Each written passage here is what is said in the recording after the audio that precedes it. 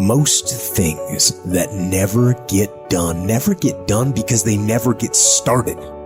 You wait, and wait, and wait, and wait, and you wait so long that the thing doesn't even matter anymore.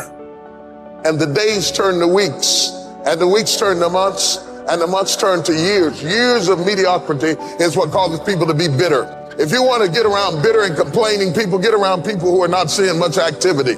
They're bitter, they're complaining, they're cynical, and they're jealous because nothing is happening, because nothing is going on in their life. And if you want to stop that from happening to you, wake up in the bed and know what you're going after. Get up out of the bed with an agenda. When you have an agenda, you don't spend time worried about how you feel, because it doesn't make any difference how you feel. You woke up with something to do. If you would like to discipline yourself, which is a very good idea, pick a direction you want to go first. Pick a goal you would like to attain, a long, medium to long-term goal. You might imagine something you need and want, some attainment that would motivate, whose pursuit would motivate you. And you can ask yourself that. It's a good question to ask yourself in general. If you could have what you needed and wanted, what would that be? And that's a meditative question.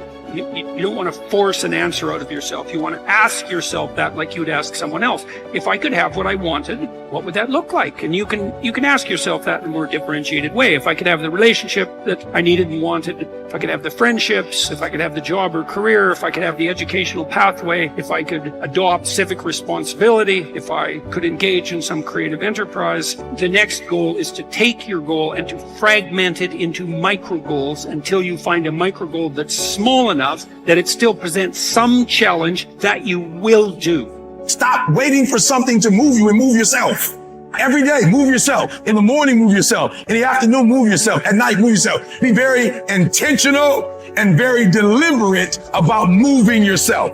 Through the inspiration of desperation, you'll become more creative than ever before. Throw your whole self into it. See, most people go at it tentatively. They don't give all their stuff. They don't concentrate. And if you don't have what you want, stop telling yourself the story because you don't have the money, you don't have the time. That's bullshit. It's because you haven't committed yourself where you would burn your boats. If you want to take the fucking island, burn your fucking boats, and you will take the island, because people, when they're going to either die or succeed, tend to succeed.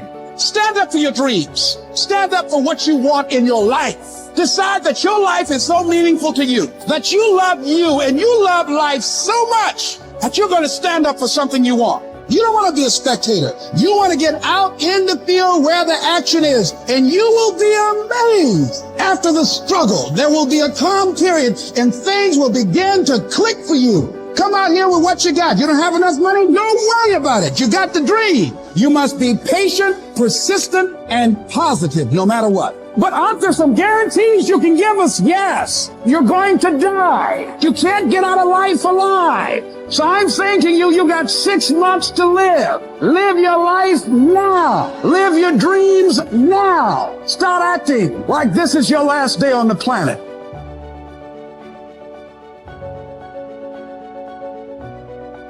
Have you ever heard the expression, I don't know where it all goes?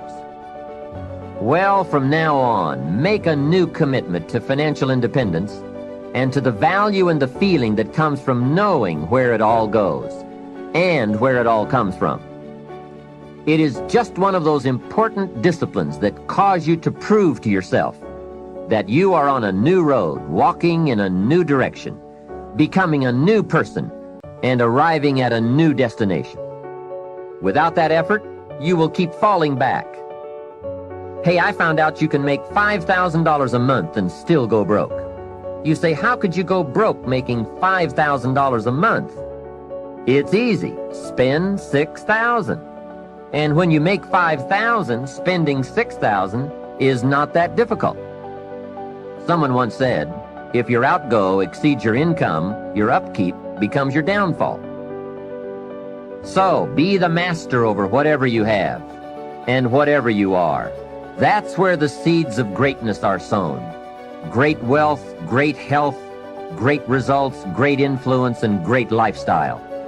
Take interest and even delight in doing all the small things well. It makes you a sophisticated person who knows where the beginnings of wealth and happiness are. There's a Bible phrase that we could quote here that would be appropriate. It says, If you will be faithful over a few things, the small things, you will someday be ruler over many things and major things. That's it. That's the philosophy that counts. Let's say that you could pick your level of competition in life to some degree. Okay, so let's say you pick a level of competition where you're always winning. It's like, well, all that means is you've picked the wrong level of competition. Yes. Because, like, let's say you're a grandmaster chess player and all you do is play amateurs, and every night you go home and congratulate yourself on what a genius you are because you just stomp these people left, right, and center. It's like, you're not a genius. You're a dimwit. Right. What you should be doing is playing people who are beating you as much as you can tolerate. Right. So maybe that's 40% of the time. Maybe it's 60% of the time. But that way, because to be a winner, you want to be disciplined. You want to know what you're doing. And then you want to be on the edge where your skills are being developed.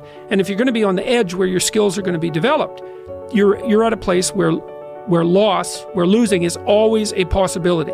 Because otherwise you're not pushing yourself beyond your current capacity. And so one of the things that I've outlined in 12 Rules for Life is a theory of meaning. Because meaning, as far as I'm concerned, the sense of meaningful engagement is the antidote to malevolence and suffering, essentially. Because you want to have a life that's so engaging that you think, despite the fact that I'm limited and that we're mortal and that life is tragedy and there's evil in the world, despite all that, this is worth doing. And I think that there's a technical meaning that genuinely exists, and that's the meaning that you get when you're in a domain where you have some discipline and some skill. So you're laying out your competence and your ability, but you're simultaneously pushing yourself to develop past where you are. That's really engrossing. And what that is doing is expanding your competence. And so life is suffering and betrayal in many senses of the word. But you can adopt a way of traversing through life that is more powerful than the tragedy and the malevolence.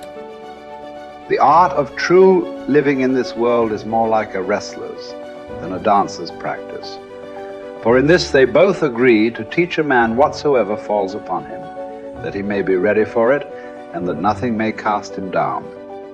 If you do the job in a principled way, with diligence, energy, and patience, if you keep yourself free of distractions and keep the spirit inside you undamaged, as if you might have to give it back at any moment, if you can embrace this without fear or expectation, can find fulfillment in what you're doing now, as nature intended, and in superhuman truthfulness, every word, every utterance, then your life will be happy.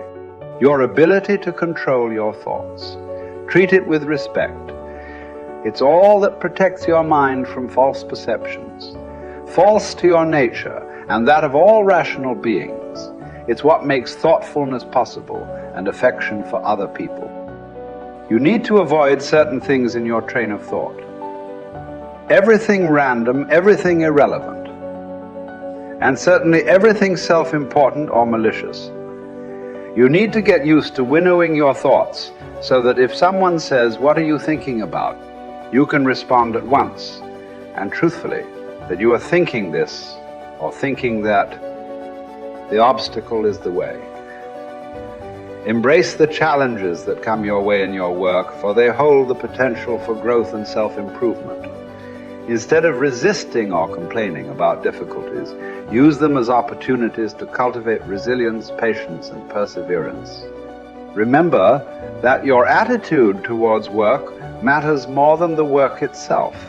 Approach each task with a sense of purpose and dedication, regardless of its nature or perceived significance.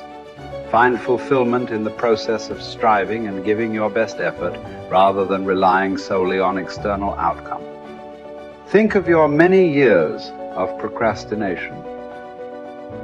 How the gods have repeatedly granted you further periods of grace, of which you have taken no advantage. It is time now to realize the nature of the universe to which you belong, and of that controlling power whose offspring you are, and to understand that your time has a limit set to it. Use it then to advance your enlightenment, or it will be gone, and never in your power again.